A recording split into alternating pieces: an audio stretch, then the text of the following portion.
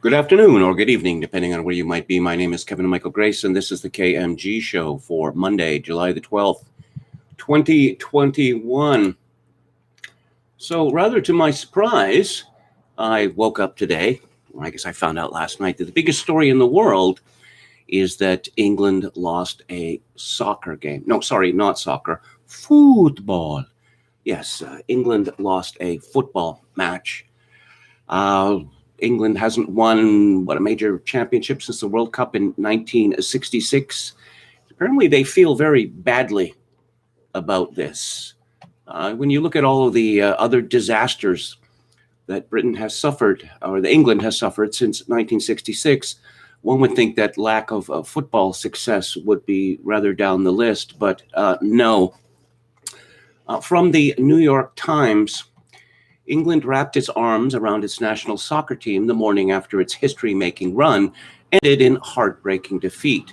But an ugly eruption of racist jibes against some of its young black players was a reminder that not everyone glories in the diverse portrait of the country that this team reflects. London's Metropolitan Police said Monday that they would investigate offensive and racist social media comments being directed towards footballers following the game, which England lost to Italy after three players, Marcus Rashford, Jadon Sancho, and Bukayo Saka, missed penalty kicks. The three players, who are black, are among the youngest members of a youthful team that had captured the national imagination over the last 4 weeks as it swept into the final game of the European Soccer Championship, England's first crack at victory in a major tournament in 55 years.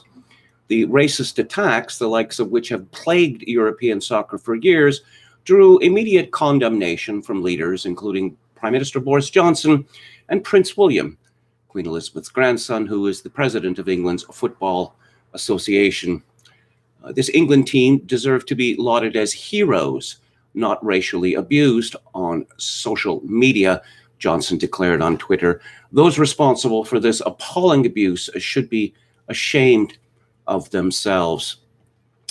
Others called on Twitter and Instagram to crack down on the use of their platforms to trade in racist language and tropes. Some pointed out that the England players had made campaigning for a more just and equitable society a central part of their message, kneeling before games to protest racial injustice. This is why we take the knee, David Lammy, a Labour Party member of Parliament who is black, said on Twitter, praying for a better future worthy of the values, beauty, and respect exemplified by every single England player. Yes, it would appear that the manager of the team, Gareth Southgate, got a little too cute when he chose the three black players to take the last three penalty kicks. You can see what he was going for here. They would be the three lions. There are three lions on the English football jerseys. So he was trying to make a statement about the new Britain, the new, better, diverse, multicultural Britain. And it backfired rather spectacularly. As for all of these racist jibes on Twitter, as I said last week, I'm persuaded that, say, 90-95% of this comes from bots or from people looking to stir up, leftists looking to stir up trouble. And of course, it always works. You know, it always works. Let's see. Prince William sickened by racism hurled at black England players. This is from Sam Raskin in the New York Post. It's totally unacceptable that players have to endure this abhorrent behavior, he said in the tweet, signed at W. It must stop now, and all those involved should be held accountable.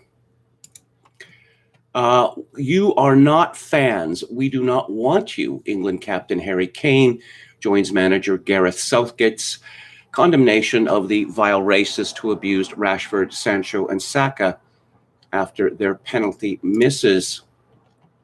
Yes, the number one story in England, in the world. Let's see.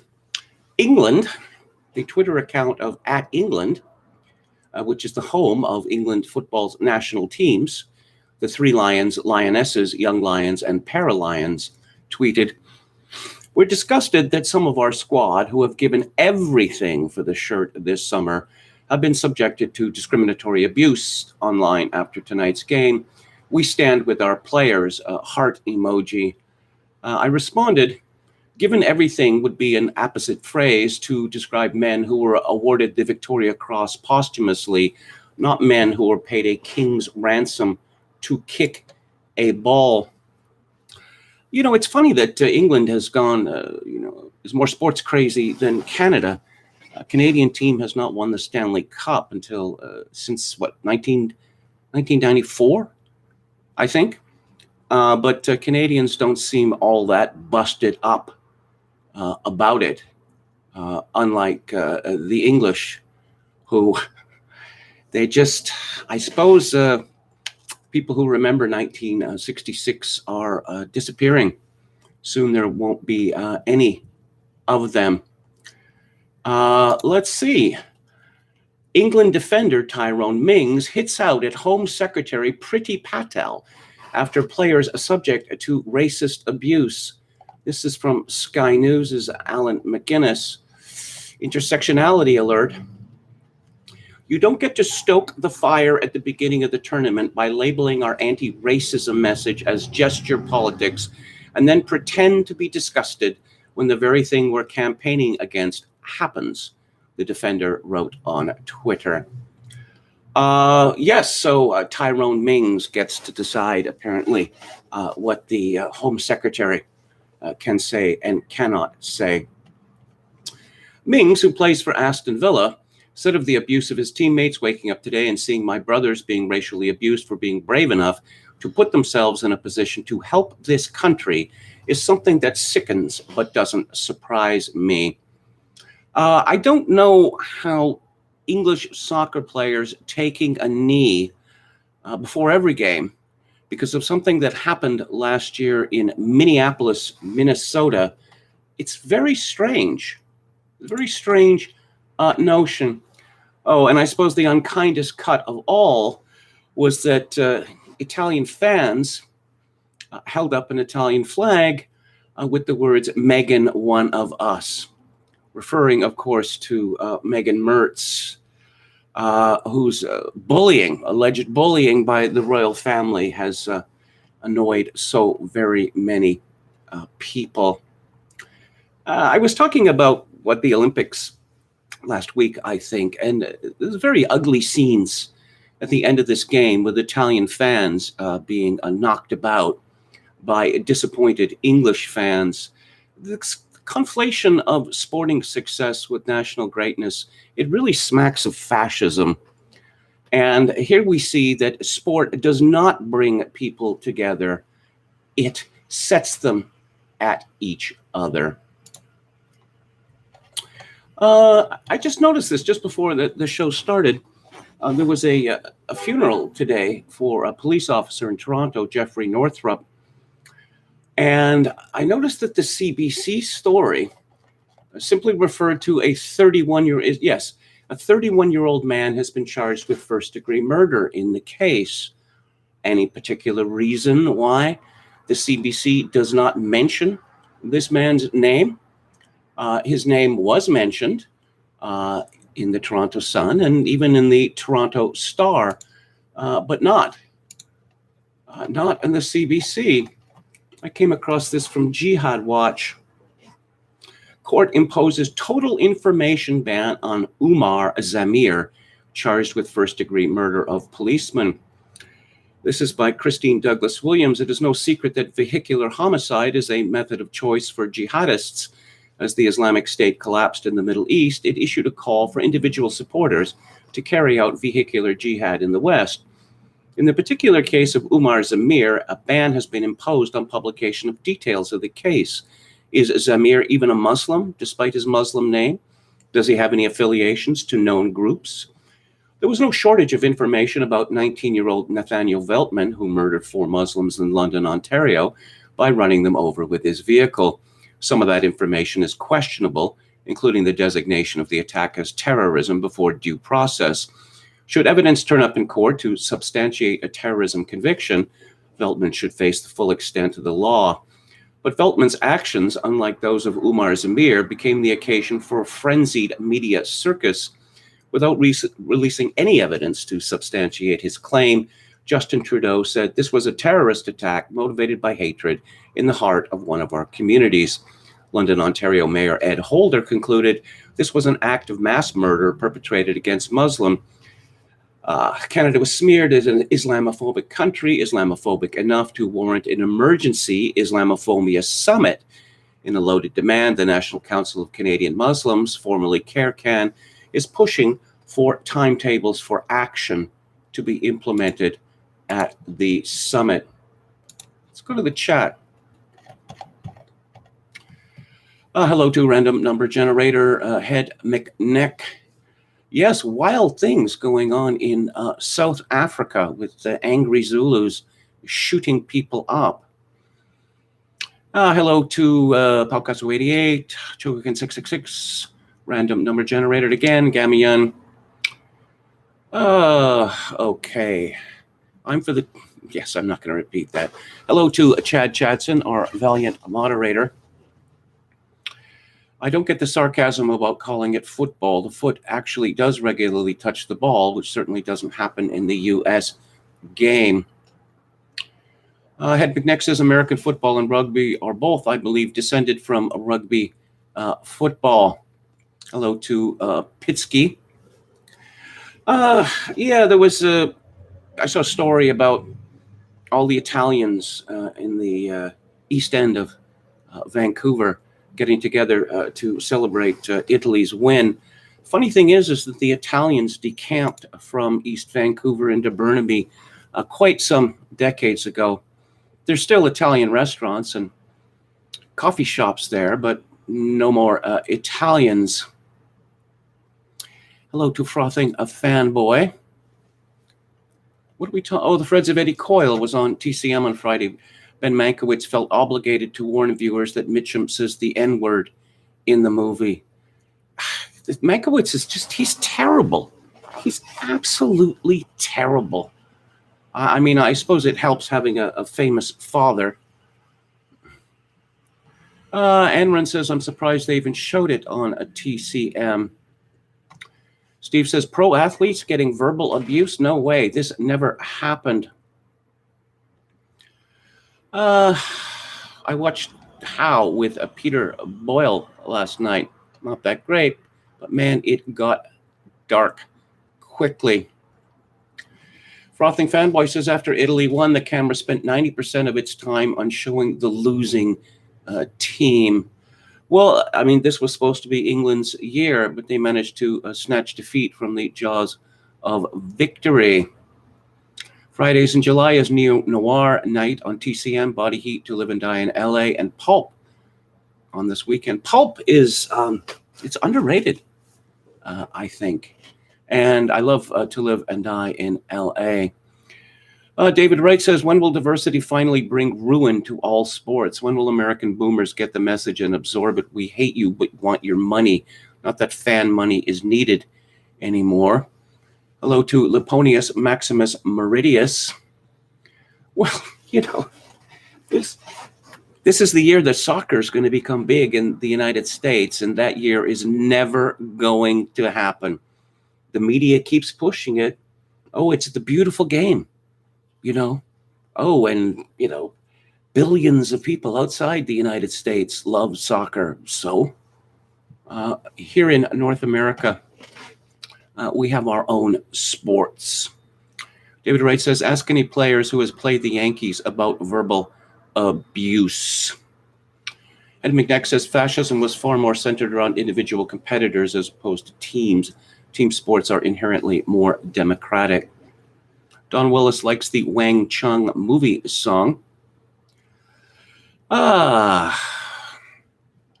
Thanks for showing up, KMG. You cost me $20. What are people betting now on whether I'm going to be here on Mondays? So what do we want to talk about now? I mean, I saw this story in the Globe and Mail, and I don't know. I could barely believe it. This is by Erin Anderson, and it was published 2 days ago. Can racism cause schizophrenia? Is there nothing that racism can't accomplish? Steve Saylor says, alternatively, can the voices in your head cause you to perceive more racism than actually exists? Decades of research has found that racialized citizens, and again, who racialized them? They were just walking around minding their own business, and hey, you, we're giving you a race. Race, of course, is a social construct, and it doesn't exist, and yet somehow we have an enormous racism problem, and we have racialized citizens. Yes, as Dr. Ibram X. Kendi points out, it would be racist for the cause not to be racism, because that would mean that blacks rather than the whites are to blame for a problem that is worse among blacks. But we know that reality can't be racist, only people of whiteness can be racist. The author in The Globe writes in his 1961 book, The Wretched of the Earth, Frantz Fanon proposed that racism itself caused mental illness, including psychosis. Steve writes, and who was ever a more dispassionate, neutral, apolitical, scientifically objective theorist than Frantz Fanon? From the article, Dr. Fanon's work is often cited in recent research, the idea that the experience of racism could be traumatic, that it could harm a person's mental health, the systemic racism could alter how certain groups are diagnosed and treated, should not be surprising today. Some Western researchers advocate replacing it with psychosis spectrum, a disorder to better reflect the range and severity of symptoms. Mental health experts believe a number of factors likely contribute to schizophrenia, including genetics, brain chemistry, and social environment.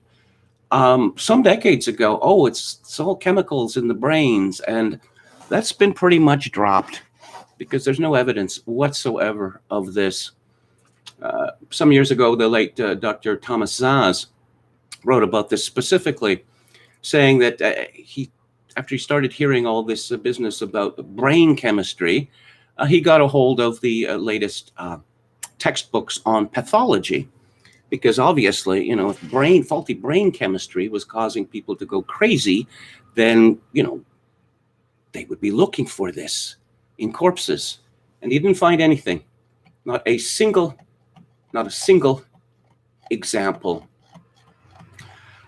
Again, there's this Canadian mania for copying the United States. So we have Black Lives Matter, of course, in Toronto and elsewhere. And we have kneeling here, and we have George Floyd signs and murals. It didn't happen to a Canadian, and it didn't happen in Canada. And Canada has no history of slavery or Jim Crow. But it's as if, we're envious of the problems of the United States. We have our own problems. We don't need to import problems from other countries. I know that's a controversial view, but there you have it. What's the end game here? This story from Susan Edelman in the New York Post. The faculty of a Washington Heights high school is rebelling against their principal, charging in a vote of no confidence that she has flagrantly but unsuccessfully attempted to divide our school by race. Paula Lev, principal of the High School for Law and Public Service, is now under investigation by the City Department of Education for allegedly telling a faculty member that she was going to get rid of all these white teachers that aren't doing anything for the kids of our community. Lev, a Dominican, also asked the faculty member to conspire with her to try and oust a white colleague, according to a complaint filed last week with the DOE's Office of Equal Opportunity. She definitely has something against white people, says the complaint obtained by the Post. On the last day of school, Lev gave the faculty member a notice that he was placed in excess, meaning no longer needed at the school and should look for a job elsewhere in the DOE. He blew the whistle on her, and a week later he was accessed, a college said. It's unclear whether Lev knew about the complaint. The complaint came amid simmering unrest at the school, which staffers blamed on What they said was Lev twisting the current concepts of equity and anti-racism, which the DOE promotes and teachers overwhelmingly support. Dissatisfaction with Lev, 39, boiled up in February when teacher Nick Bacon, the union chapter leader, filed a routine grievance about a scheduling issue that could have affected most of the family. In front of a half dozen other staffers, Lev questioned Bacon's motives. I wasn't sure what your problem with me was. Maybe it's because I am a woman of color and you are a white man. Yes, I think we can see what the end game is. So, how many jabs does a man need? 1, 2, 3, more? I mean, one of the weird things about the COVID-19 disaster is that people have made jokes, various jokes about this, and it seems that most of the jokes have come true.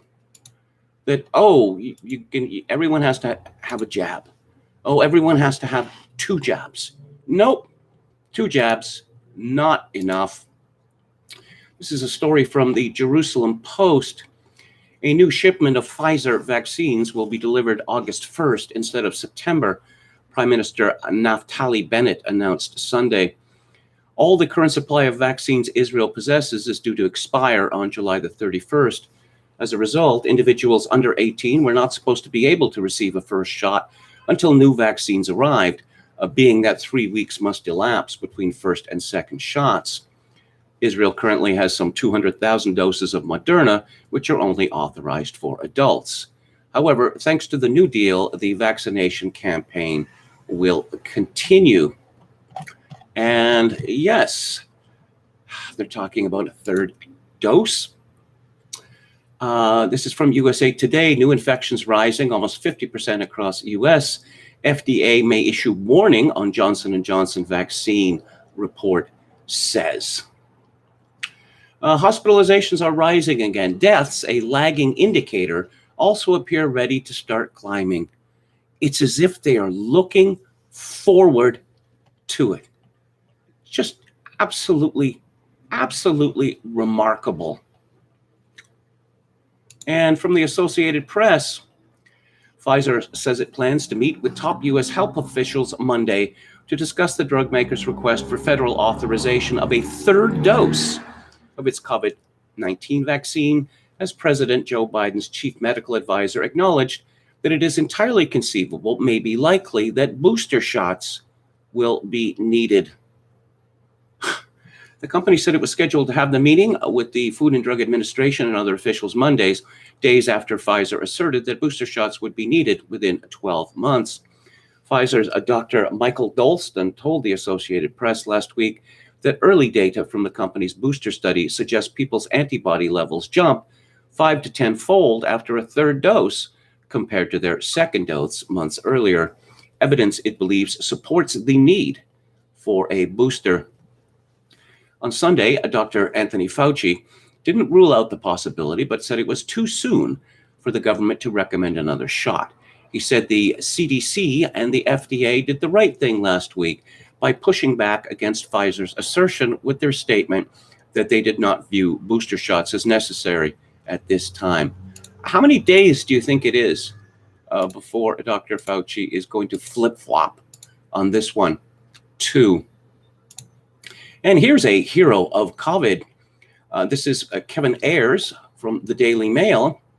A young Sydney-sider has boldly got himself fully vaccinated against COVID with 2 different jabs, despite being just 34 and not working in any essential sector.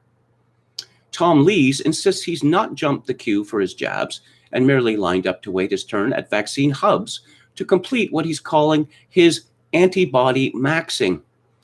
The Pfizer vaccine is only available to people over 40 in Australia during this stage of the rollout, or those working in critical sectors such as hotel quarantine, while AstraZeneca is on offer for anyone who wants it. But instead of waiting the predicted 3 months until younger Aussies are allowed the Pfizer jab, Lees simply turned up at a vaccine center and tried his luck. If the Delta variant wants to test its strength, it should come down to Greater Sydney.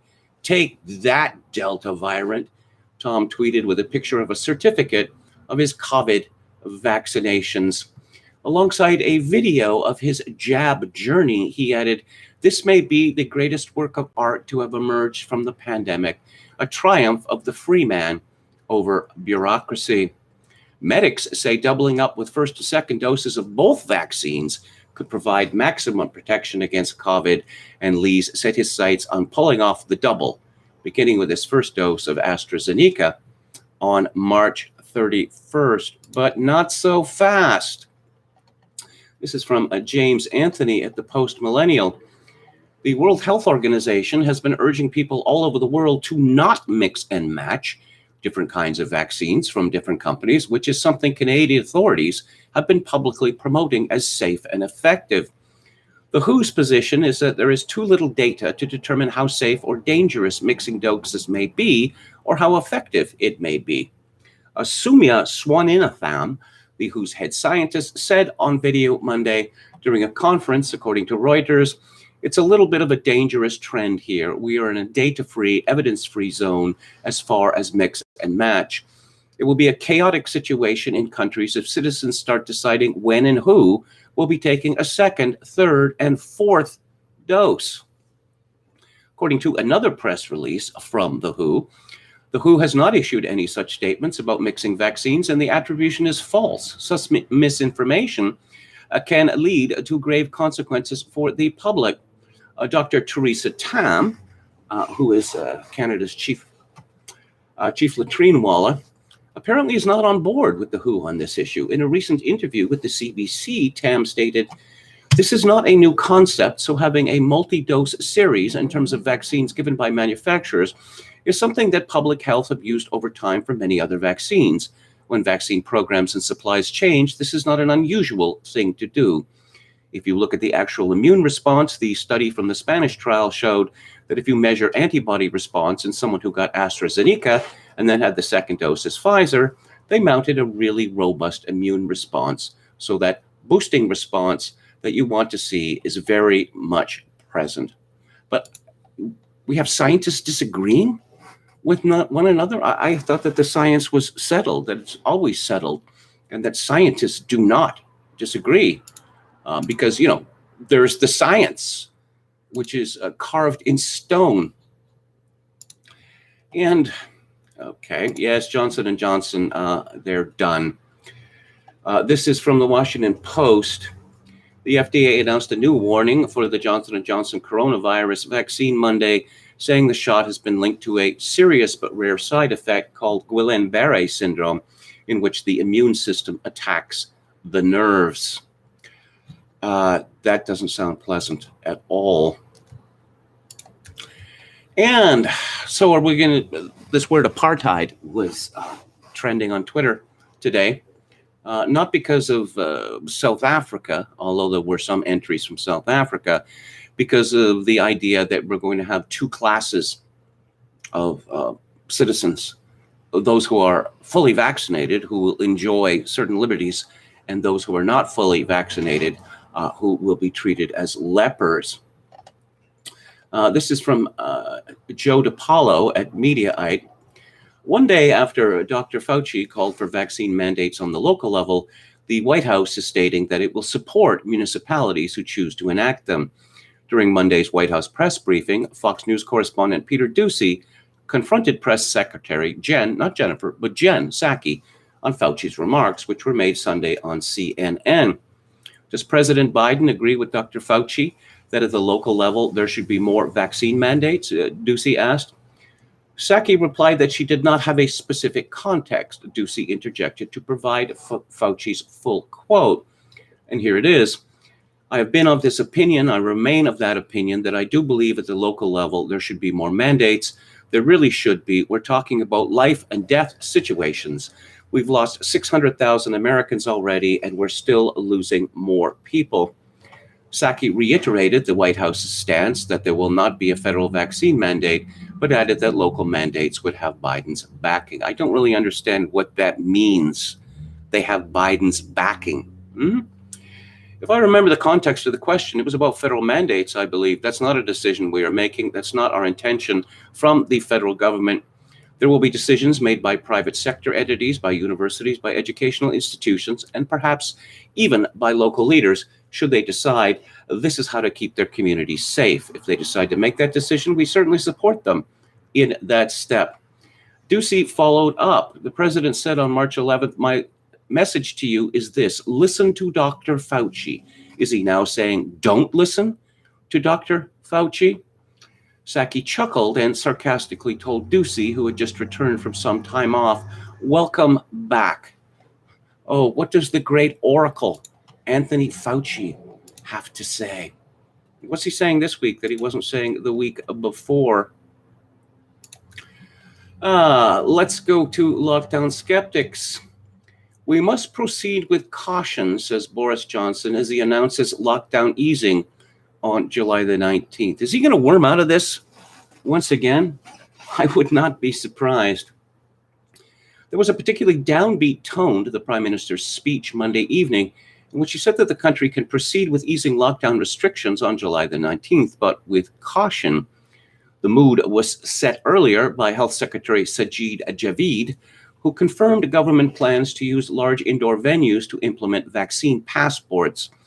In his speech, Johnson said he expects and recommends people to continue wearing face masks after Freedom Day and cautioned that this pandemic is not over. Okay, so we're going to have people vaccinated once, twice, 3 times, and they're still going to be wearing masks? Do they lack confidence in the vaccines? There's a piece in the Mail by Toby Young. We still don't know for sure where the virus came from, but the theory that it escaped from a lab in Wuhan has always been quite plausible, which is why it's peculiar that so many British scientists initially dismissed it as misinformation. For one thing, the closest known relative to SARS-CoV-2 occurs naturally in a region of southern China, almost 1,000 miles away from the research center. Yet the first viral outbreak was recorded in Wuhan. How did it get there if it wasn't via a lab leak? We know that scientists from the Wuhan Institute of Virology have been researching coronaviruses in bats for more than a decade, catching them in the wild and bringing them back to the lab to carry out gain-of-function research. This involves altering microbes that cause diseases to make them more transmissible in the hope of developing vaccines and treatments. Well, what's more likely? That SARS-CoV-2 escaped from the lab, or that COVID-19 began when a human ate an infected animal bought from the Wuhan wet market, the so-called zoonotic spillover theory? We know that safety standards at the Institute are quite lax. Wuhan scientists conducted some experiments on a coronavirus capable of infecting human cells in 2016 in a lab with biosafety levels comparable to that of a dentist's office, i.e., they wore protective face shields, but that was about it. Moreover, this wouldn't be the first time a dangerous pathogen has escaped from the lab. Smallpox leaked from a research lab at Birmingham Medical School in 1978. SARS has escaped 6 times, once from a lab in Singapore, once in Taiwan, and 4 times in Beijing. And in 2007, an outbreak of foot and mouth disease was traced to a leaky drainage pipe at a government lab in Surrey. Yet in spite of this circumstantial evidence, some experts were quick to write off the lab leak hypothesis when it first aired. Health Secretary Sajid Javid has confirmed that the government is going ahead with a 4th and final stage of its roadmap out of lockdown on July the 19th, saying there will never be a perfect time to end restrictions. If not now, then what?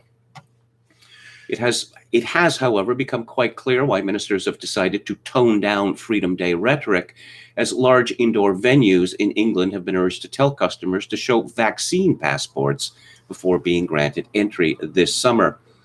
The day we were told would be the terminus date for restriction in England will instead be a partial easing of restrictions that in all likelihood will return in winter.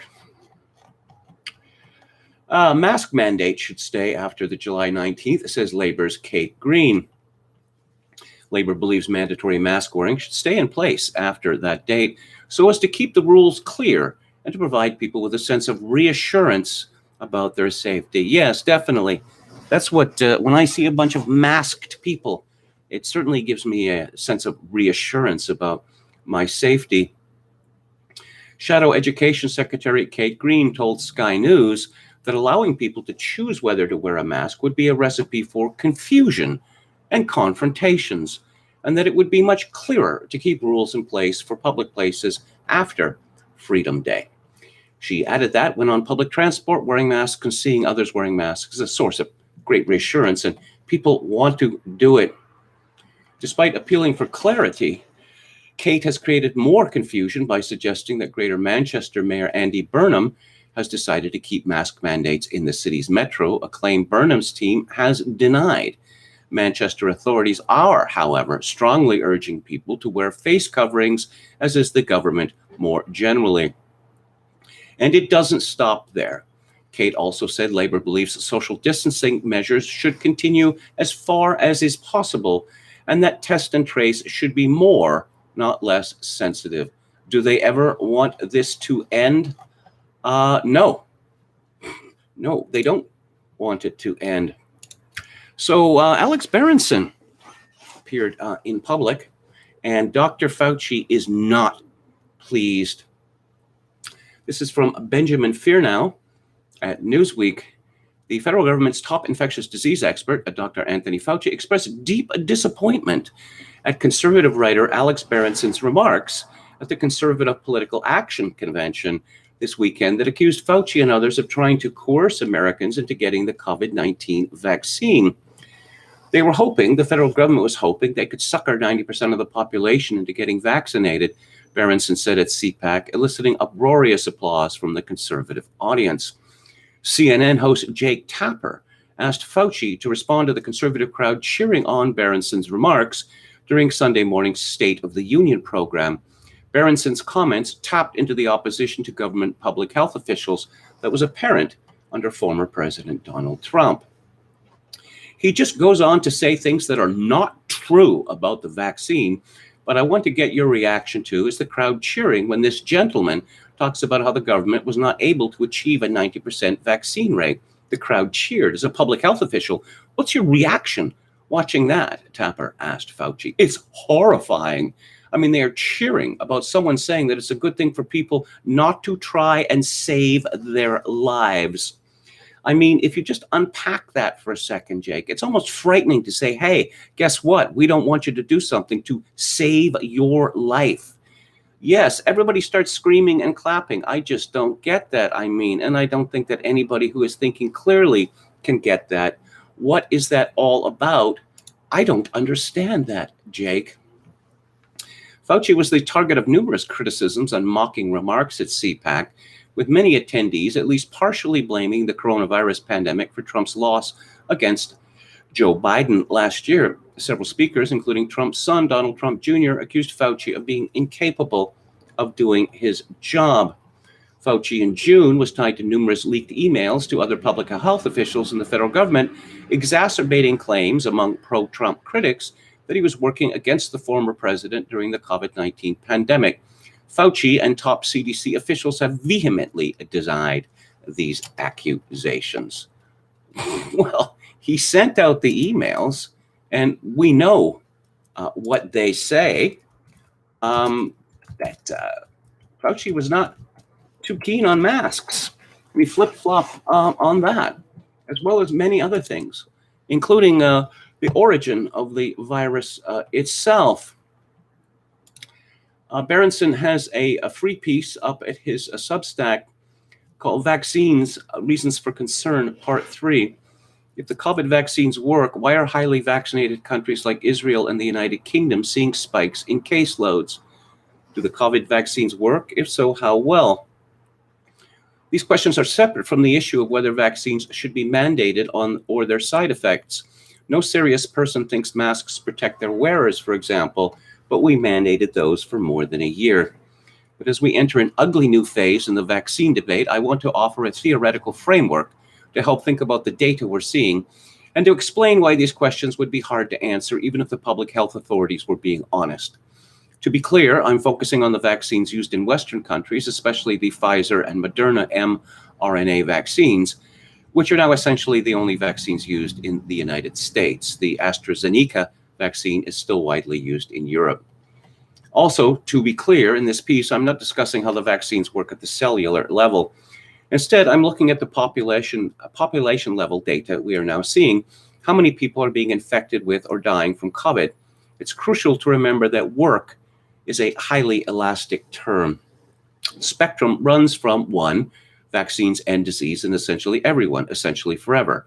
This wouldn't be impossible. It is true for some other vaccines. 2, vaccines do not eliminate all cases, but they work very well, especially against severe disease or death. 3, vaccines reduce disease significantly with slowly declining effectiveness. 4, vaccines work for short periods but fail quickly.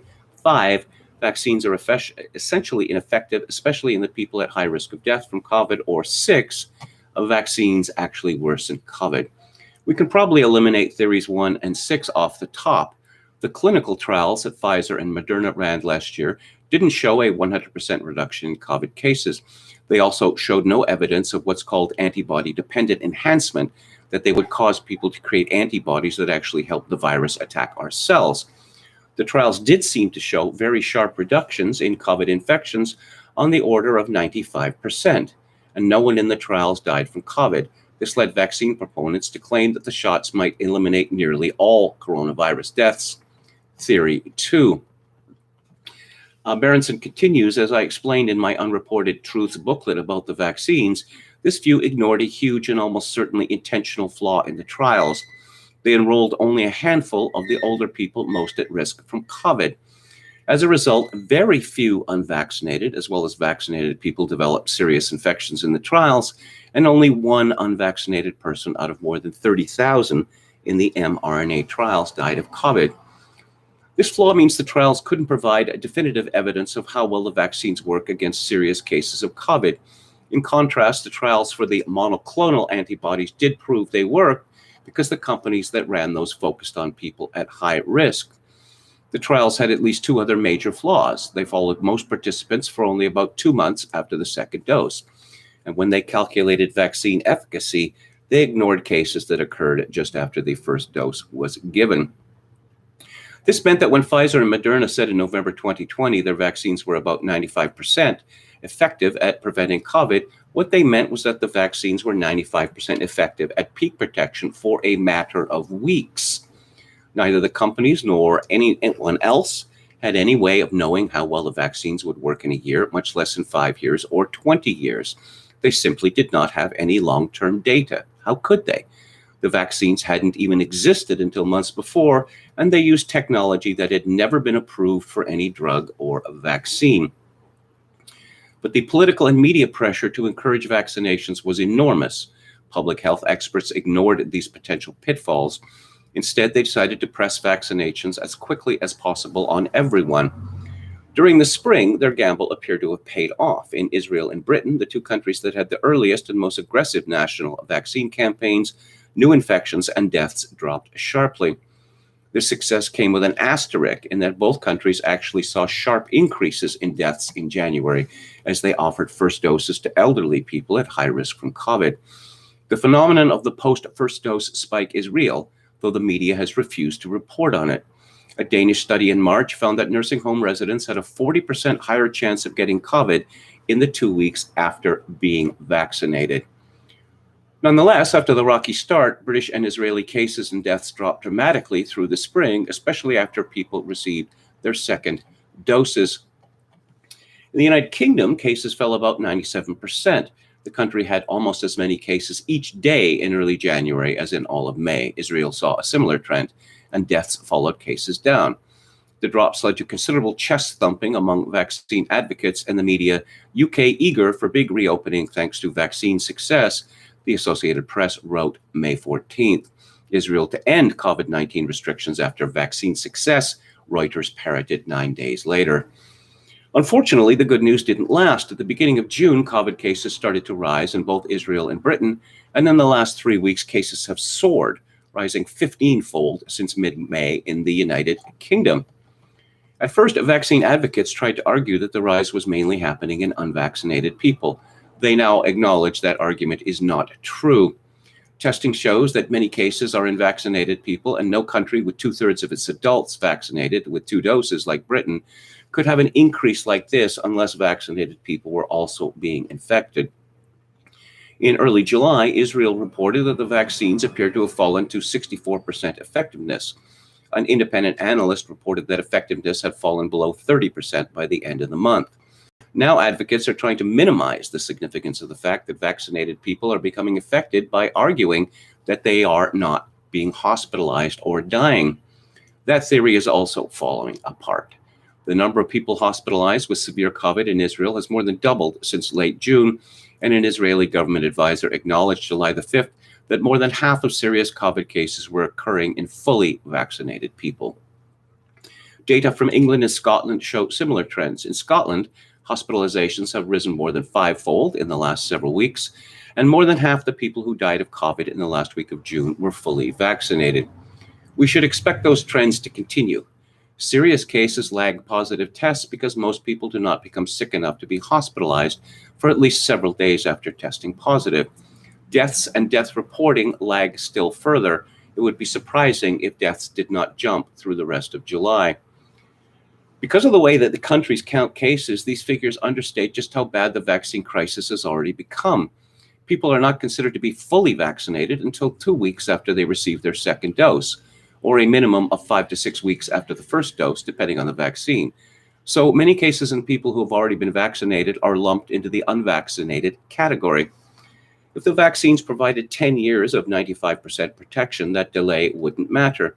But if they are losing efficacy within months, the lack of protection they offer at the beginning cuts sharply into their overall value. The total area under the curve, the total number of cases from start to finish, from when the vaccines are administered to when they stop working, is what matters. Public health authorities are also trying to blame the Delta variant, which supposedly is more communicable than the original SARS-CoV-2 for the rise in cases. This argument also makes little sense. In India, which was the original home of the Delta variant, and where almost no one is vaccinated, cases have fallen 90% since early May. Further, Delta is merely in a long line of coronavirus variants that public health experts have argued are especially transmissible and or dangerous.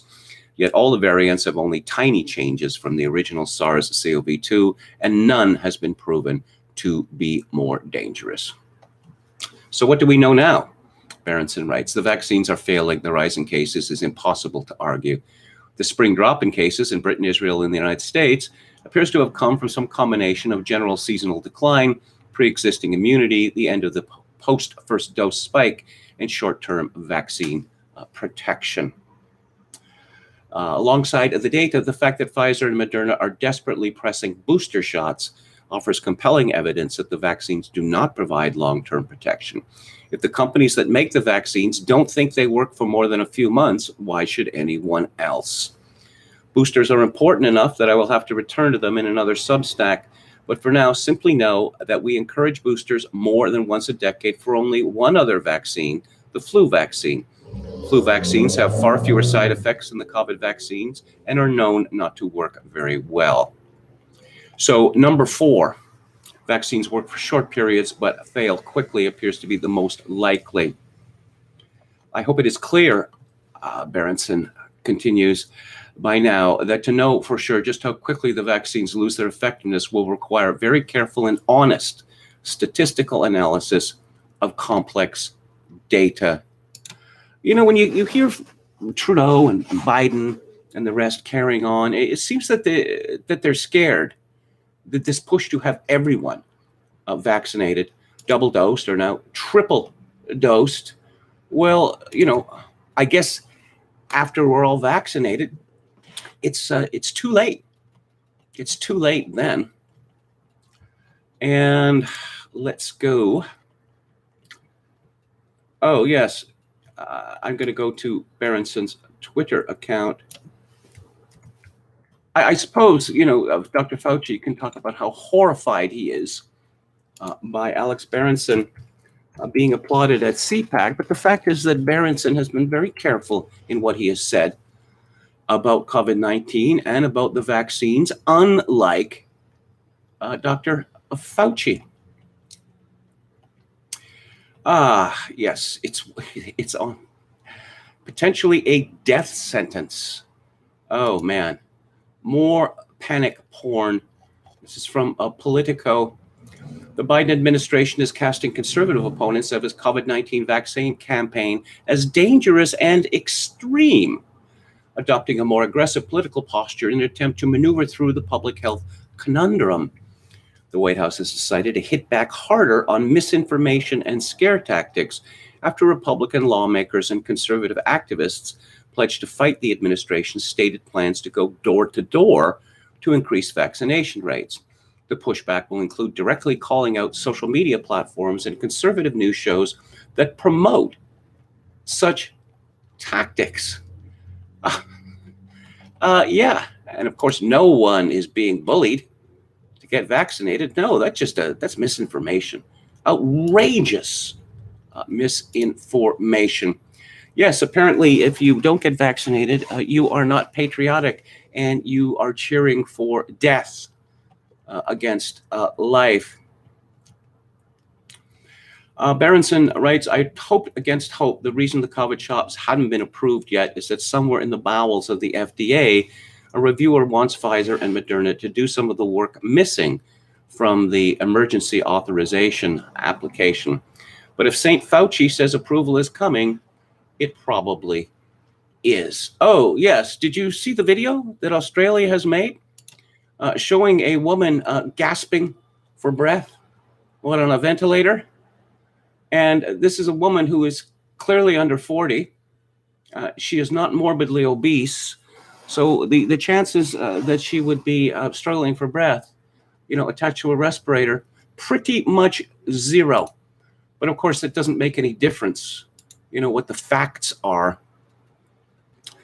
And on a somewhat related topic, I suppose lots of people saw this coming. I know Alex Berenson did. He wrote a book called Tell Your Children, which I highly recommend. This is by Melissa Koenig from the Daily Mail. High-potency weed causes scromating epidemic. Hospitals see huge surge in psychotic episodes and mysterious chronic vomiting in young users. Cannabinoid hyperemesis syndrome, also known as scromating, a mashup of the words screaming and vomiting, has become more common in recent years. It is mainly prevalent among young daily weed users and is characterized by nonstop vomiting and psychotic episodes. The condition is also becoming more prevalent as the amount of THC in weed products increase. The surge in patients with the condition is now straining hospital resources. Symptoms can cease when a patient stops using marijuana. Emergency room doctors throughout the United States have seen a surge in young marijuana users having psychotic episodes and vomiting uncontrollably due to the extremely high levels of THC. And this, Colorado was first recognized, and of course, Colorado legalized marijuana in 2012. Just 3 years earlier, the ER at Parkview Medical Center in Pueblo reported 5 scromating cases. But by 2018, 6 years after marijuana was legalized, the ER saw 120 cases, an increase of 230% in just 9 years. Reports of the syndrome had also doubled in 2 different ERs in Colorado shortly after weed became legal, according to NBC News. A 2017 study found that 97% of those who developed the condition reported using marijuana at least once a week. It also showed that the median age patients with CHS started smoking was 16, and the median age of symptom onset was 24. But the condition is also becoming more common as the marijuana industry increases the amount of THC, the main psychoactive ingredient in its products. Experts said marijuana consumed 20 years ago contained about 2 to 3% THC, but the cannabis sold in markets like Colorado can have THC levels as high as 90%. The market is also being flooded with concentrates made with high levels of THC and other substances. According to NBC, concentrates made up 43% of Colorado's $2 billion cannabis market in 2020, up from 32% in 2019.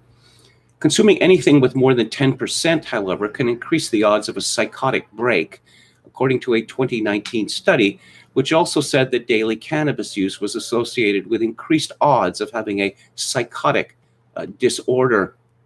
Yes, we were talking about schizophrenia earlier, and if I recall correctly from Berenson's book, people who have been diagnosed as schizophrenic are 17 times more likely to commit murder than those who have not. So yes, let's definitely promote the consumption of a drug which literally drives people crazy. And speaking of crazy, this is from the Libby Emmons from the Post Millennial. A man dressed in a rainbow monkey costume with his butt exposed and a large dildo hanging between his legs was part of an event to encourage kids to read. The Redbridge Library's Summer Reading Challenge left parents confused and outraged after the rainbow monkey man in a buttless suit read to kids, the dildo swinging freely from his genital area. Someone needs to lose their job over this, one parent said, while another was shocked, saying, "This is unbelievable that we completely lost our moral compass as a society." The library did apologize, but not after photos and a video emerging online showing the furry pornographic reading in the library. Yeah. How many times does this sort of thing have to happen before people become tired of being outraged? Oh, yeah. You got a near naked man, twerking in a library. Ho-hum. Seen it all before. Go back to the chat. I'd really love to stick around, but the vids out of South Africa are causing a delightful overdose of bias confirmation right now. Cheers, says Head McNeck. Hello, KMG. Hello, GC Stahl. Yomiting. Made edibles way too strong, says Tricky Who. Vaccinate. Humans must vaccinate. And Contiki Roulette says, anyone who wants to hear my dulcet tones, I did a drunken stream last night, but it's not about politics. It's all about roulette. My crux. I get asked at least once a day, did you get vaccinated? Says Don Willis. Eche Luck says, I always answer honestly with no. The rest of the population, not mandatory, but you won't be able to go outside to malls, restaurants, or on trains or anything. Well, there's no such restrictions in my province of British Columbia, which rather surprises me because we have a new Democratic Party government. And, to my pleasure, it turns out that on the issue of COVID, that the government of British Columbia is less crazy than the government of Ontario. Okay. Be my little Fauci. The vaccine fanatics seem very similar to the Jim Jones cult. Everyone needs to drink the Kool-Aid, says William Hicks. Leponius Maximus Meridius says, we don't talk about the healing power of true bio alpha onion extract enough around here. Is that a thing? Urban Planner says, Kevin, are you familiar with a CBC host named Kevin O'Leary? I saw a humorous debate he had with a young girl over GMO foods. I am familiar with him. He ran for the leadership of the Conservative Party and then dropped out. He is so unpleasant that his nickname is amusingly Lebaneser Scrooge. I don't like these shows, Dragon's Den or whatever, where, people show up to be humiliated. It's, of course, all reality show is about humiliation. And, Michael Corrin, the Reverend Michael Corrin, formerly Catholic, then Pentecostal, then Catholic again, now Anglican.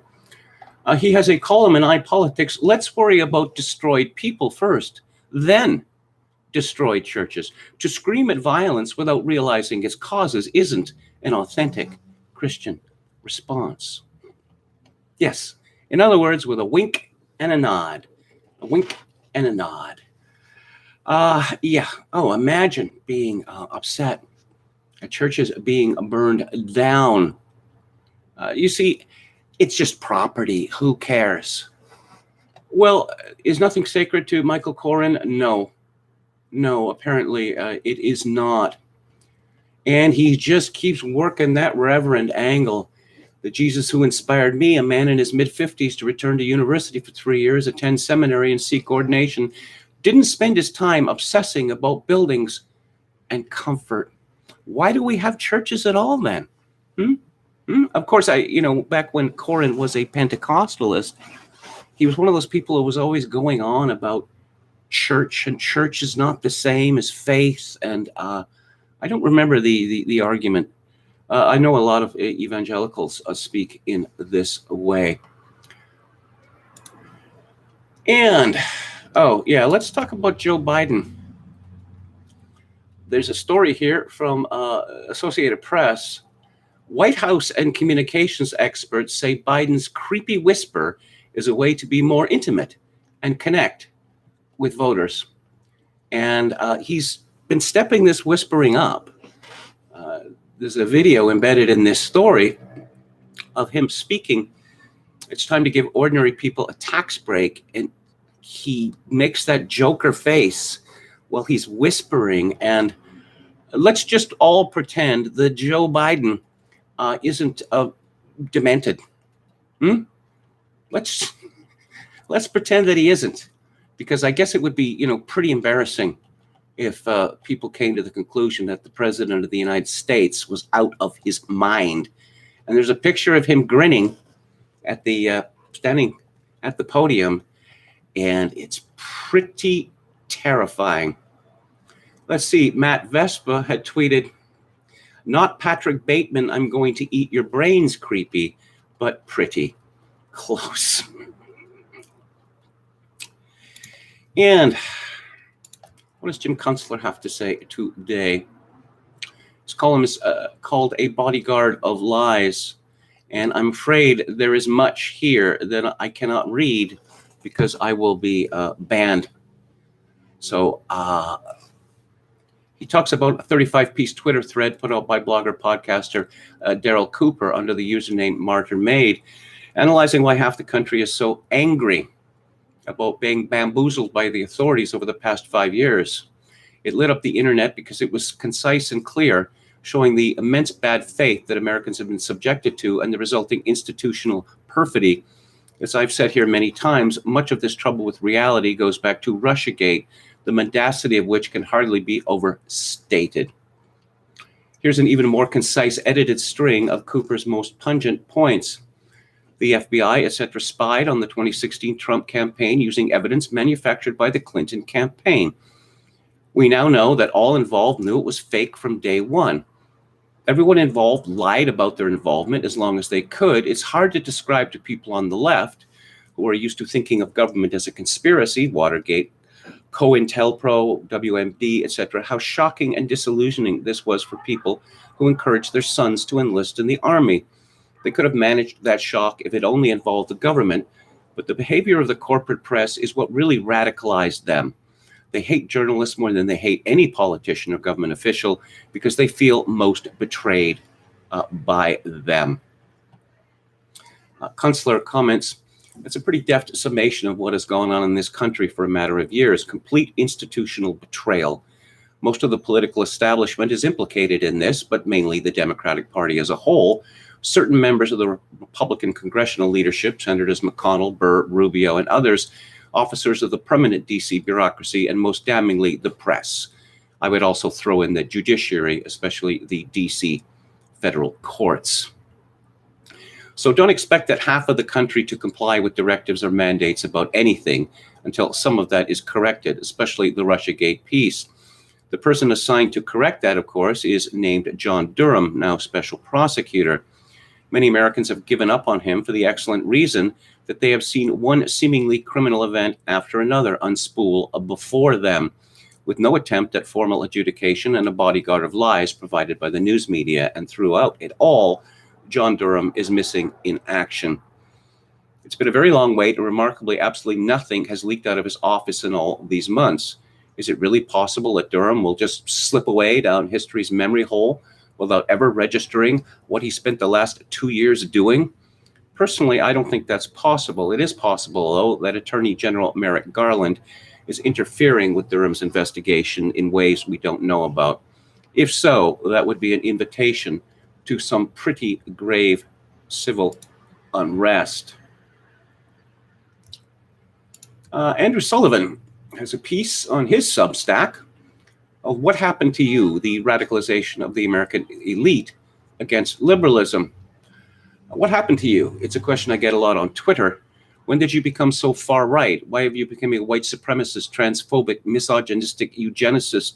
Or, of course, see, I told you who he really was. Just take the hood off, Sully. It's trolling, mainly.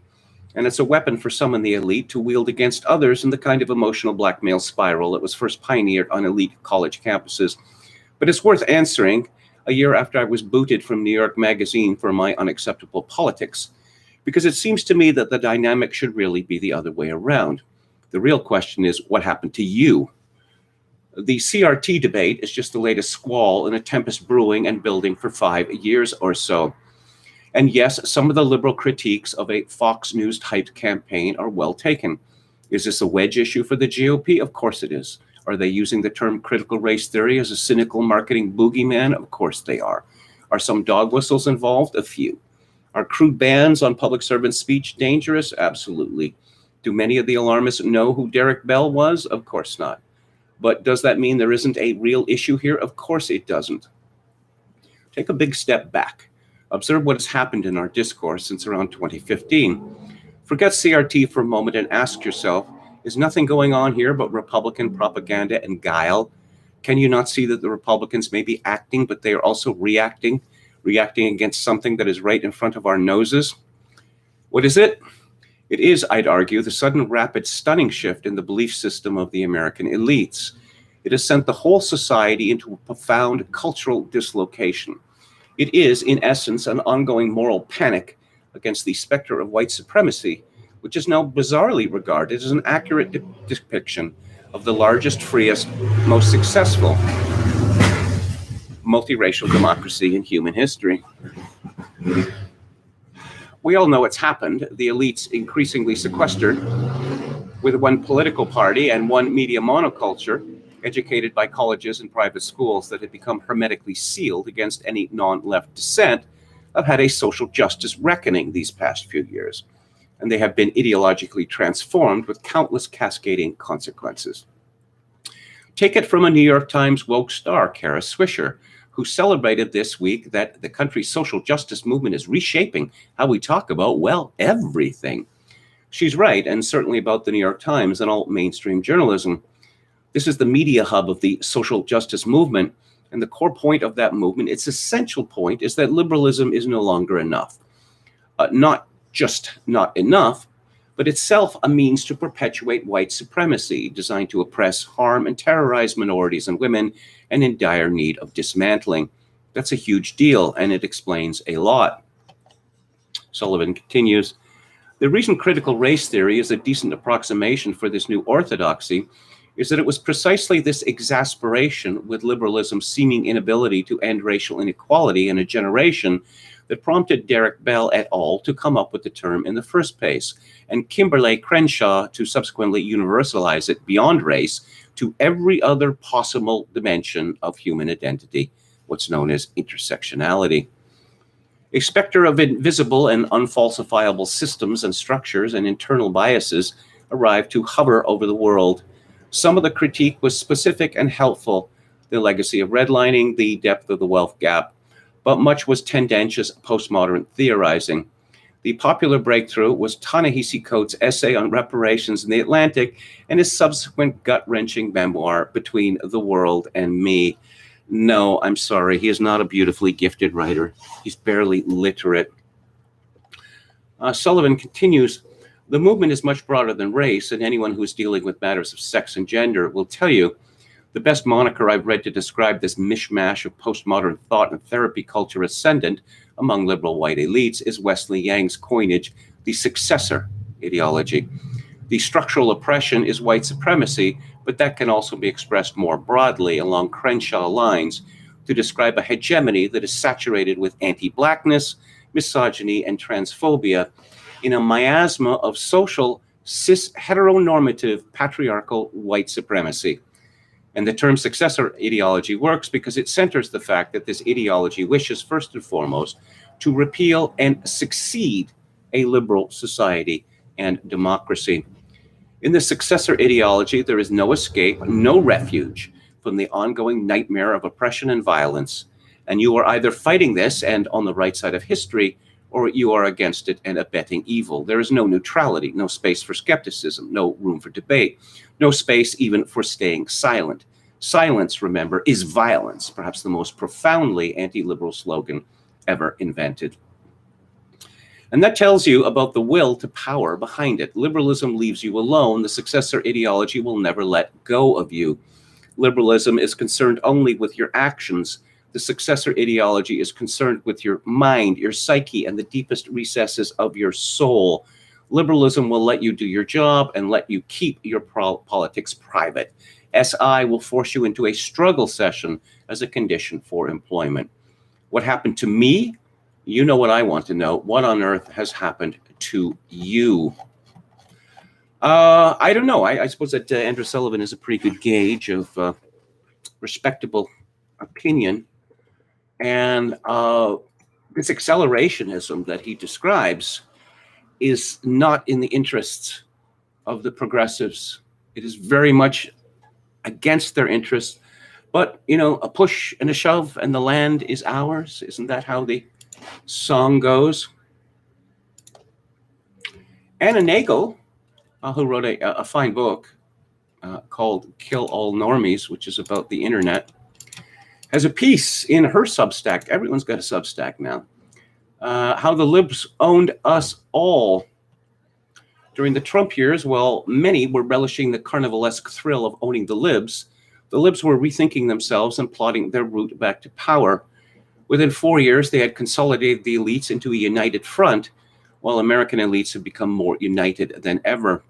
They also helpfully described to us how they captured and activated the major institutions, including a nationwide NGO activist network, big unions, and others, in a Time article called The Secret History of the Shadow Campaign That Saved the 2020 Election.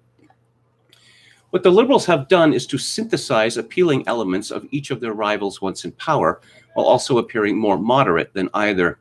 Their policy proposals have included major national infrastructure spending, including expanding the train system, a capital gains tax increase, and a withdrawal of troops from Afghanistan. Whether they fulfill these promises is another question, I know. I have to be honest, though, these are good policies.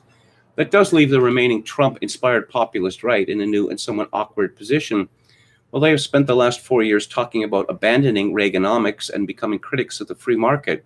The libs have already adopted national economic revival policies you might have hoped or expected from Trump himself, and have gone much further with them. It also leaves the left in a different position that I think hasn't yet sunk in. To me, the most potent analysis the socialist left has offered about liberals since the days of the 90s Third Way has been some variation on a critique of progressive neoliberalism. The liberal elites employed cultural politics as a kind of ersatz egalitarianism, our argument went, while they hoarded economic wealth and power as real economic inequality grew. I've noticed this line of criticism becoming common since Bernie lost, right at the moment it became kind of inaccurate. Now that the liberal mainstream has broken with neoliberalism and has offered a comparatively dialed-down version of the left's ultra-woke cultural turn, the once vital criticism of progressive neoliberalism no longer makes that much sense. These might be coping narratives to avoid seeing that the libs have eaten everyone's lunch. Well, I have to disagree with Anna Nagel here, that again, there is a wholesale rejection of liberalism from the American elite. And there is a demand for purity. That there are the elect and the damned. And that, to me, does not much look like the liberals eating everyone's lunch. I don't know, I've said it before, that the age of liberalism is clearly over. Because if silence is a crime, well, yes, if silence is a crime, then it's rather similar to the Cultural Revolution, the times that we are living through. This is from Salon, which I was rather surprised to find still exists. Zachary Patrizzo. Dan Bongino instructs followers to form right-wing safe spaces. Fox News host Dan Bongino, a thrice-failed Republican congressional candidate turned right-wing media mogul, said Thursday that he's given up on his self-professed lifelong mission of owning the libs, instead advocating for conservatives to create their very own safe spaces. Bongino made the remarks during his daily podcast Thursday morning, calling for right-wingers of all stripes to flee liberal cities in order to form their own freedom and liberty-loving enclaves. Listen, nothing is real anymore to leftists. Nothing, spying, government spying, critical race theory, censorship. Nothing is real. It's all made up. It's a figment of our imagination. Leftists, again, reality just kicks them in the cojones every day, so they just lie, he added. We have to get away from these people. I know that might trouble some people listening to the show today. We have to get away from these people. We have to evacuate these liberal states and shrink the federal government to the point where we can live in our own freedom and liberty-loving enclaves. Minutes later, Bongino lost his composure in the middle of a rant against liberals, calling them thugs and sick people. Because they are leftist thugs, losers, thugs, zeros. That's what liberals are. I despise these people. I don't want them anywhere near me, he stated. Safe spaces, traditionally found on college campuses, are what the Oxford Dictionary defines as an environment in which a person or category of people can feel confident that they will not be exposed to discrimination, criticism, harassment, or any other emotional or physical harm. Notably, Bongino and his fellow Fox News pundits have long railed against the creation of safe spaces, often using the word snowflakes to describe advocates of the practice. When asked about the apparent contradiction by Salon, Bongino did not respond to a request for comment. Oh, yes. So Dan Bongino thinks that saying, we just want the government to leave us alone, and we got to shrink the size of government. There are very few people in the United States or anywhere in the West that agree with him on that. Like it or no, people have become dependent on government. I must see or pass over literally dozens of ads for companies that expedite benefits for Americans 65 years of age or older. Free dental visits, free food delivery, it just goes on and on and on. And people like getting free stuff. And I don't really think that is going to change anytime soon. Let's have a look at the chat. Steve says calling them socialists is giving them too much credit. Chad Chadson, our valiant moderator, thank you for your services. I'm surprised to see that Dan Bongino is pushing Owen Benjaminism. Well, there's nowhere to hide anymore. People were carrying on in the past about Idaho and Montana. And guess who's flocking to Idaho and Montana now? Peoples whose politics have wrecked the states that they can no longer stand living in. So let's go to a place that's unspoiled and wreck that too. Let's see. Mary Crow says Dan is not right-wing. He was on Jesse Lee Peterson, and Peterson asked him real right-wing questions, and Dan got all squirmy. Chogakin666 says the free food is low-quality, low-caloric, prison-type food. My mom got it. I'm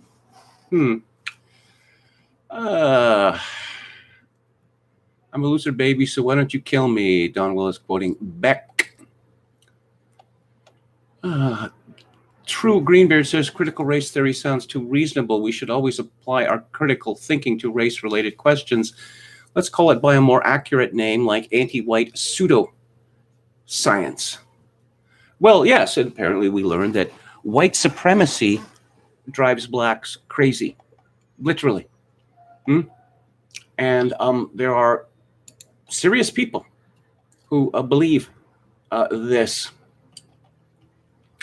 Yeah. Let's see here. I wanted to talk about a piece on First Things, which is a religious magazine. And it's about France. And apparently close to half of the population of France thinks that there's going to be a civil war there soon. This is by Nathan Pinkowski, and it is called The Most Controversial Man in France. Eric Zemmour is the most important media personality in France today. He is also the most controversial. So in February 2021, when he hinted on television that he was considering running for president, he sent shockwaves through France's chattering classes. Despite widespread denunciation and even without formally declaring, polls showed that Zemmour could win between 13 and 17% of the vote. In the free-for-all first round of the French presidential elections, this would be an impressive performance for a rookie politician without a party behind him. The fact that a journalist now appears to command a political base twice the size of France's Socialist Party demonstrates how the conventions and assumptions governing French politics have broken down. Zemmour was born in 1958 in the Montreux suburb of Paris to a family of Algerian Jews who had fled Algérie française during its violent final years. After finishing university, he gravitated toward political journalism. The first book-length essays he wrote were critical treatments of Prime Minister Édouard Balladur and President Jacques Chirac, the chief representatives of the Gaullist right in the 1990s and 2000s. He also challenged the ascent of judicial review, which was artificially grafted onto the Constitution of the Fifth Republic in the 1970s and expanded thereafter with much fanfare. Zemmour became a sensation in 2014 with his runaway bestseller, Le Suicide Français, which indicted the generation of May 1968 for their failures. The members of that generation, he argued, were progressives attempting to escape their own history. In his follow-up 2018 book, Destin Français, he argued that their goal was impossible. The same causes produce the same effects, the same laws impose themselves across generations. History has its revenge. Zemmour is controversial because he denounces dreams of Muslim integration. The 68ards dream of a multicultural, harmonious society incorporating two very different civilizations, European and Islamic. Ironically, they imitated the defenders of Algérie française, who believed that the colony marked the advent of a benign future in which the French would coexist peacefully with North African Muslims. According to Zemmour, General de Gaulle was more realistic. He understood the history of each civilization. They were too different to share the same political order. As the Arabs and North Africans rediscovered Islam, the conflicts with the French became more violent. So de Gaulle surrendered Algeria to the Muslims in order to spare mainland France from a war between civilizations.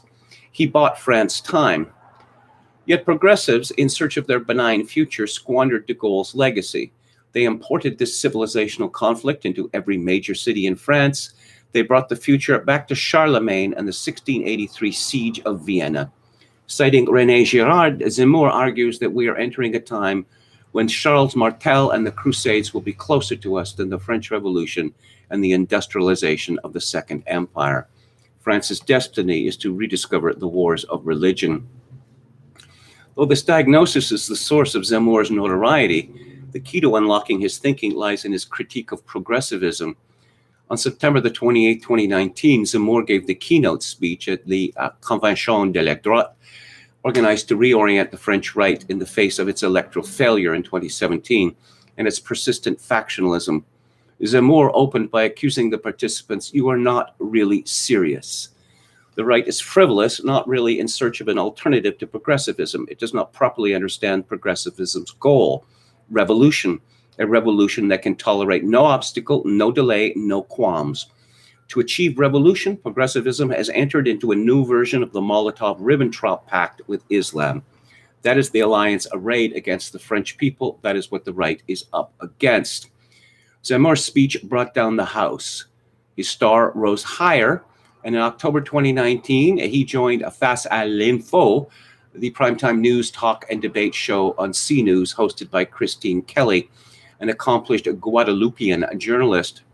Mixing punditry with highbrow discussions of French history and culture, Face à l'Info is a potent brew. The show's readiness to debate a wide range of topics, as well as the readiness of many progressives to join the debate, makes it at once fresh, informative, and entertaining. Together, Zemmour and Kelly tripled the ratings for the show. It now receives almost 1 million viewers per episode. Sometimes Zemmour is compared to Tucker Carlson because both are talented, provocative media personalities, and rumors of presidential bids circulate around both. However, there are important differences in how each approaches the news cycle. Carlson uses the day's events as a springboard to discuss his abiding theme, elite failure. His preferred form of rhetoric is a monologue that excoriates America's leadership class, especially those at the helm of the American conservative movement. By contrast, Zemmour recasts the daily news cycle in terms of historical trends. His abiding theme is how France's present woes mark a conscious departure from the past greatness of France.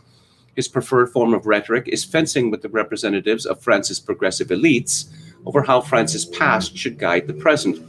He scores his hit when he exposes their dislike for their own nation. For example, Zemmour recently debated the progressive politician Aurélien Taché over whether to commemorate the bicentennial of the death of Napoleon. Zemmour was for, Taché against. Taché, propelled by his dislike of Napoleon, was enticed to justify the English side in the Revolutionary Wars and condemn the French side, rooting for the defeat of his own country. With Taché caught as an anti-patriot, Zemmour struck. Monsieur Taché, submission is your destiny. The viewers grasp the contemporary implications. The stakes in these historical disputations are high, for the underlying issue is whether contemporary France should resist or submit to what Roger Scruton called the culture of repudiation. Moreover, Zemmour grasps that the culture of repudiation targets patriotism and love of country, and his resistance to the effort to negate the national heritage is the source of his popularity. Zemmour has been targeted by the most powerful elements within the French state and society. He has been convicted 3 times under France's expansive hate speech laws. Activists have attacked him in the street. C News also endures a steady assault as corporations pull their advertisements in a bid to cancel Zemmour and Kelly. France's regulatory bodies survey the show for any breach. This March, one agency fined C News 200,000 euros for incitement to hatred and violence based on Zemmour's remarks. The fights Zemmour picks over France's history take him to the thorniest territory of national pride and guilt, the question of what Vichy should mean to the contemporary French. Since the end of the Second World War, French elites have undergone a U-turn in their stance toward the Vichy regime. For decades after the war, following the line set by de Gaulle in the Appeal of 18 June, elites maintained that Vichy was wholly illegitimate. France was not the Vichy regime. The real France had been in London. This position, which implied that all the French had participated in the Résistance, was a salutary myth for rebuilding the country after the war, but it was not true. During the 70s, elite opinion swung in the opposite direction. Pieces of popular history, such as The Sorrow and the Pity, minimized de Gaulle and the Résistance. The new narrative insisted that France was the Vichy regime, that the French supported Vichy, and that contemporary France should bear the guilt for Vichy's collaboration. Starting in the 1990s, under Chirac, French politicians would habitually come forward to offer apologies for Vichy's collaboration with Nazi Germany. Vichy came to regard it as a mere extension of the Nazi regime. As such, it is supposed to exemplify a perennial fascist authoritarian temptation in the French identity, for which the French must continually do penance. Taché is typical. In his debate with Zemmour, he claimed that Louis XIV, Napoleon, the suppression of the Commune, and Marshal Pétain all represented the same impulse. This view, too, is false. Besides the egregious anachronism of redescribing all of French history in terms of mid-20th century ideology, this misunderstands the France of the 1940s. Far from simply a Nazi front, the Vichy regime was a multifaceted phenomenon. Perhaps the easiest way to demonstrate the regime's complications is to follow the path of Julian Jackson in his monumental France, The Dark Years, and enumerate pro-Pétainist Frenchmen who joined the resistance. Yet Zemmour has fearlessly, even recklessly, dived into the most controversial question of Vichy's dynamic, its relationship to the Holocaust. One of the regime's many paradoxes is, though it assisted in deporting foreign Jews to Germany, it obstructed German efforts to deport French Jews. The result was that 88 to 95% of French Jews were saved from the camps. Did the regime intend this, or was it a consequence of the French people's refusal to cooperate with the Germans? In print and on television, Zemmour argued the former. Pétain a sauvé les Juifs français. Zemmour's foes pounced on this to accuse him formally of contesting a crime against humanity, illegal in France. After the ensuing trial, which brought forth a number of historians as witnesses, Zemmour was acquitted in February. Zemmour picks these fights in order to challenge the doxa that enshrines a narrative of national guilt which threatens to condemn, discard, and erase the past. From Clovis to Pétain to Bongino, he counters, I take everything up. He insists that his desire to commemorate everything in France's past does not mean that he aims to celebrate everything in France's past. Yet he is relentless in challenging the narratives of France's history that are used to incite national guilt, even on the most delicate episodes. Zemmour never allows remorse to have the last word. Zemmour is most successful on the cultural battlefield when he reveals how French progressives hawk revisionist history. Progressives reinterpret the French Revolution in terms of contemporary values such as egalitarianism and feminism. The Jacobins are to be praised for their egalitarian ideals, even if they went too far with the terror. Minor actors such as Olympe de Gouges are portrayed as feminist protagonists at the vanguard of the revolution. Zemmour is a 21st century mass media version of François Furet, exposing a similar contradiction in the strand of the French left now dominant. Their historical errors are legion. In recasting the revolution as feminist, for example, progressive historical revisionism conveniently omits the fact that much of the spirit of the revolution was a reaction against the elevated role women played under the monarchy. In the salons and the royal court, women in the Ancien Régime exercised an unprecedented degree of intellectual and political power. As part of the campaign to purify France and banish the social remnants of the monarchy, the Jacobins sought to consign women to the domestic sphere. The fanatical determination to try and condemn Marie Antoinette was motivated in part by the conviction that her very womanhood was a sign of contradiction to the revolution. Her public, sometimes flamboyant life defied the Jacobin ideal of femininity. To ram this point home to the Jacobin jury, the prosecution attacked her in the domestic sphere, arguing that she was a negligent mother who sexually abused her children. And it is not difficult to show that characters such as Olympe de Gouges do not merit the world historical status. She was guillotined under the terror and was of such little importance that Robespierre did not know of her execution. The author here writes that the ideology of the French left is a foreign import, and that the French are catching on to this trick and losing patience with it. Zemmour's rise coincides with a paradigm shift in French society, the increased willingness of those in the public square to criticize the left. You know, it's funny when you compare France, what's going on in France to what's going on in my country, that, oh, yes, we definitely condemn the burning of churches. Nod, wink. Yes, but we understand the anger. You have to understand the anger. And let's cancel Johnny McDonald and, I don't know, presumably everybody before Justin Trudeau. Even Pierre Trudeau has felt the lash of the revisionists. Why, he wanted to end the Indian Act in 1969.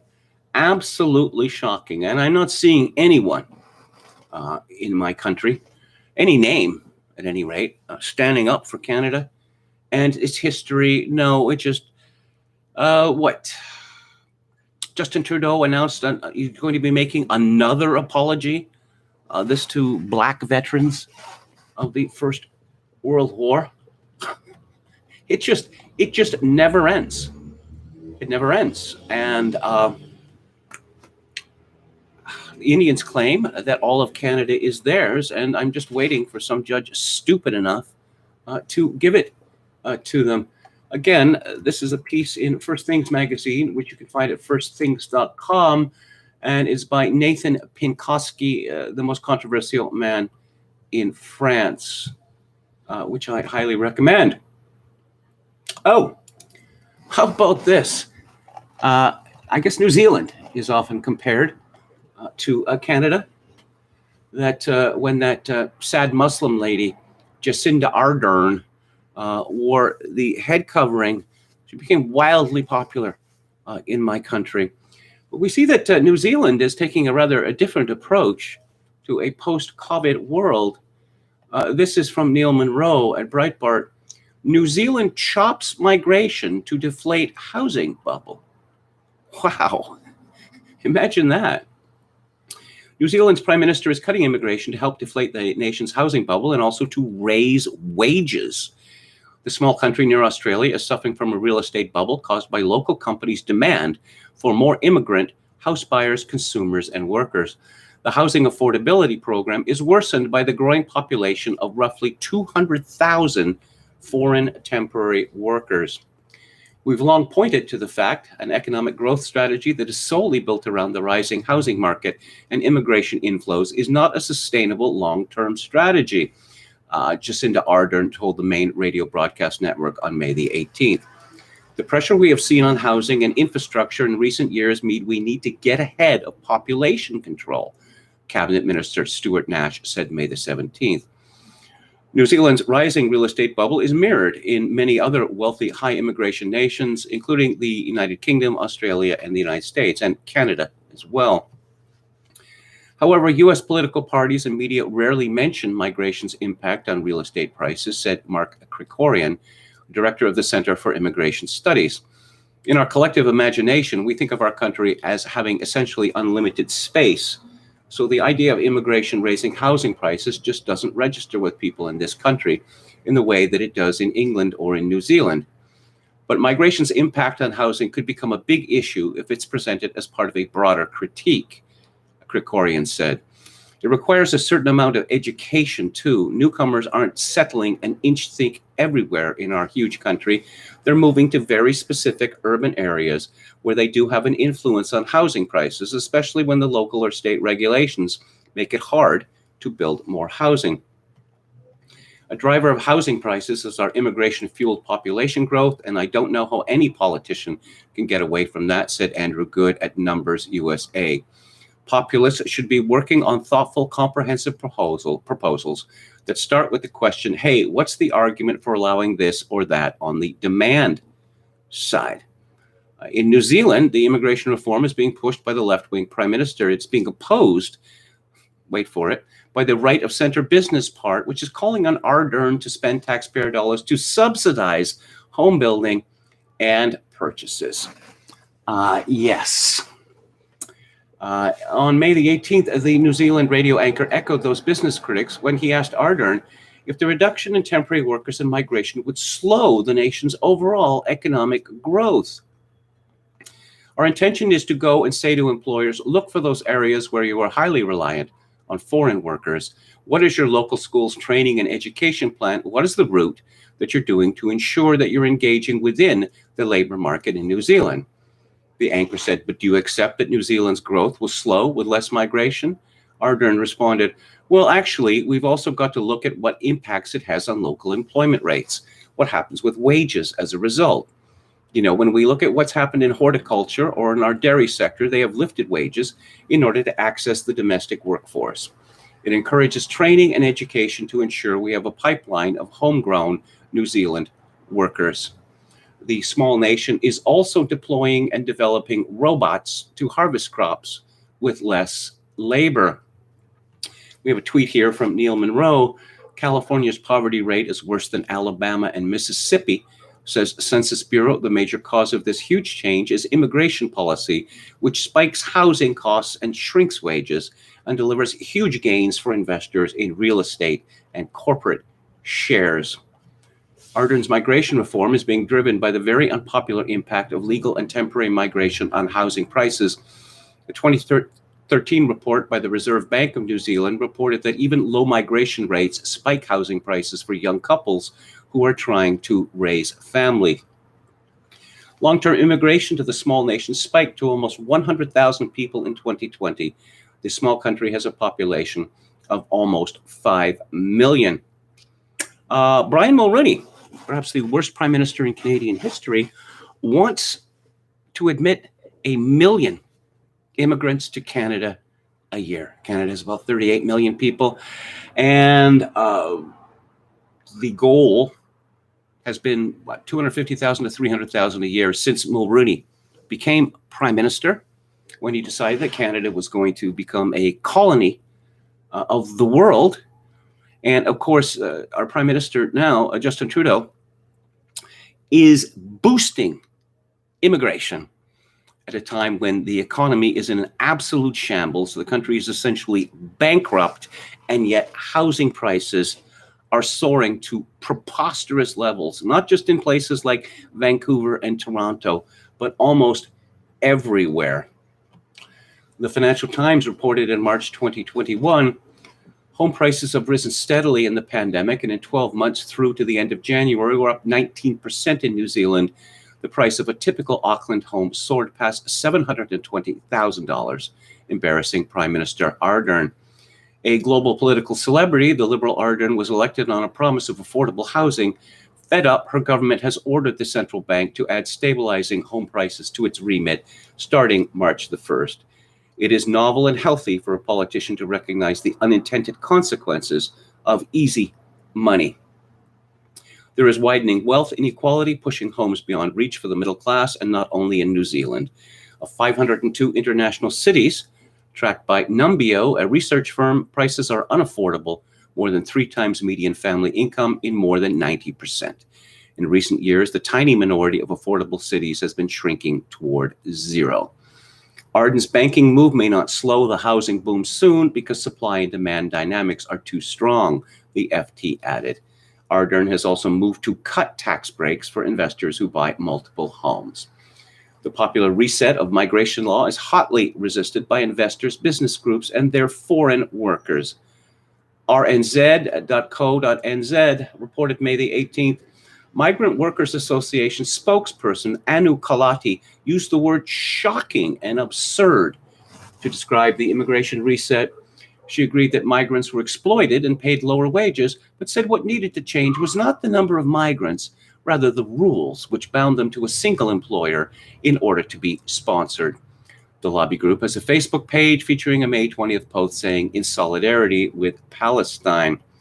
If you slow population growth, you slow national economic growth, but it also slows the economy, said Michael Gordon, an economist at the country's Westpac Bank, which gains wealth when investors borrow money to build more homes or create new companies, according to RNZ.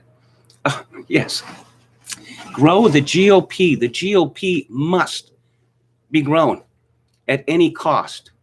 Why don't we look not just at the gross domestic product, but also at median incomes. Where is this wealth going to? Well, we know where it's gone to during the COVID hysteria. It's gone to the 1%. It has been known for decades that immigration transfers wealth. It transfers wealth from the middle class to the 1%. That's what it does. And of course, most business associations, they would just be delighted to have 100 million people from Nigeria come in 1 year to New Zealand or Australia or Canada or Britain or the United States because they worship mammon. They don't even pretend to have any interest in their own people. You know, they're global people now. A lobbying group for investors admits migration helps investors in major coastal cities, but fails Americans in heartland and rural towns. So it urges less immigration? No, it urges more migration to spike family housing prices outside major cities. Yeah, how about that? Look at the chat. Do people mod their cars to make them as loud as possible? These are motorcycles, and I'm just assuming that the mufflers have been removed, which is supposed to be illegal. But no, a properly outfitted motorcycle would be nowhere near as noisy as the ones which rocket down Douglas Street. And back at the chat, that's why I only read Zen texts from real Japanese. It says a Birkin, a Sultan off. Dionysus, I thought you lived in Eastern Europe, asked Chadson. And what? Gaddafi certainly was a travesty, says Chogokin 666. Libya is a disaster now. Well, it's a disaster now because of humanitarianism. And it just, Gaddafi was the enemy of the West. He was terrorist number one. So he realized that this was hurting Libya. So, okay, I want to make up with the Western countries, with Britain and the United States, and I'll pay out a huge amount of money, and I'm against terrorism now, and I'll do something for you, okay? I'll keep the sub-Saharans from overrunning Europe. And then Obama and Hillary Clinton and that whole mob decided, no, humanitarianism means that we must get rid of Gaddafi, with the result that Libya, which was always an artificial country, has been broken into three parts. There are open slave markets in Libya now, and I hope that the humanitarians are happy about that. Of course, they don't talk about Libya anymore. It was pointed out to me with regard to South Africa. You remember, if you're old enough. Oh, apartheid is horrible. It's the worst system in the world. South Africa needs to be boycotted completely. Nelson Mandela is a hero. Free Nelson Mandela. And so Mandela is freed, and he becomes the ruler of South Africa. And I must give him credit for, not going crazy, but then, Mandela disappears, and crazy people running South Africa have been for some time. South Africa is the murder and rape capital of the world, but that's not something that the media is interested in. They're not interested at all in that. They just, they seek change in countries, and after the change occurs, they lose interest in it. Okay, I think I'm going to wrap it up a little early today, and I will talk about classical music tomorrow. I'll talk about it tomorrow. And coming up on Theatre Thursday, I'm going to be talking about Lord Love a Duck by George Axelrod, made in 1966, starring Roddy McDowall and Tuesday Weld. And on the book club on Friday, I am going to be talking about Amy Chua's book, World on Fire, which is about market-dominant minorities. So thank you all for tuning in. I'll be back on the air tomorrow at 4 p.m. Pacific, 7 p.m. Eastern. If you like the show or any part of it, I'd appreciate it if you would click on the like button and subscribe to my YouTube channel if you have not done so already. If you would like to make a donation to this live stream, greatly appreciated, especially at this time. My PayPal account is linked to Kevin_Grace@hotmail.com. Once again, Kevin_Grace@hotmail.com. If you are in Canada, then donations can be made directly via Interact at kevingrace@shaw.ca. And as always, I leave you with this. In these days of social atomization and a civilizational collapse, I do dearly wish that you, my dear viewers and listeners, manage to forge a genuine human connection in order to ease the burden. Good night.